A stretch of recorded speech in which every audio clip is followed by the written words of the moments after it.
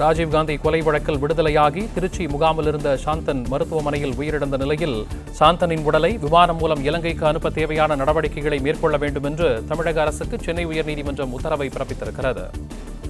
இதுகுறித்த கூடுதல் தகவல்களோடு செய்தியாளர் ஆனந்த் இணைப்பில் இருக்கிறார். ஆனந்த், உயர்நீதிமன்றத்தினுடைய உத்தரவு குறித்த முழு விவரங்களை வழங்கலாம். வணக்கம். சாந்தனின் உடலை இலங்கைக்கு அனுப்புவதற்கு தேவையான அனைத்து நடவடிக்கைகளையும் தமிழ்நாடு அரசு எடுக்க வேண்டும் என சென்னை உயர்நீதிமன்றம் உத்தரவிட்டிருக்கிறது. முன்னாள் பிரதமர் ராஜீவ்காந்தி கொலை வழக்கில் தண்டனை அனுபவிக்கப்பட்டு பின்னர் உச்சநீதிமன்றத்தால் விடுவிக்கப்பட்ட இலங்கையைச் சேர்ந்த சாந்தன் நோய்வாய்ப்பட்ட நிலையில் சென்னை ராஜீவ்காந்தி அரசு மருத்துவமனையில் மரணமடைந்தார். இந்த நிலையில் அவர் கடந்த 2022ஆம் ஆண்டு உச்சநீதிமன்றம் விடுவிக்கப்பட்ட நிலையில் தன்னை சொந்த நாட்டிற்கு அனுப்புவதற்கு தேவையான நடவடிக்கைகள் எடுக்க உத்தரவிட வேண்டும் என கூறி அவர் சென்னை உயர்நீதிமன்றத்தில் மனு தாக்கல் செய்திருந்தார்.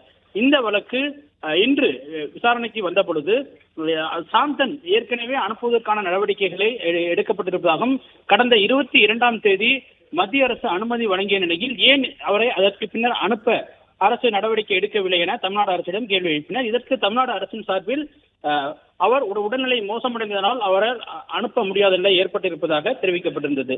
இந்த நிலையில் தற்பொழுது மீண்டும் விசாரணைக்கு எடுத்துக் கொள்ளப்பட்ட பொழுது சாந்தன் மரணமடைந்துள்ளதால் அவருடைய உடலை தேவையான அனைத்து ஆவணங்களும் உடலுக்கான அனைத்து ஆவணங்களும் வழங்கி உடனடியாக அவருடைய உடலை இலங்கைக்கு அனுப்புவதற்கான நடவடிக்கைகளை எடுக்க வேண்டும் எனவும் நீதிபதிகள் உத்தரவிட்டுள்ளனர்.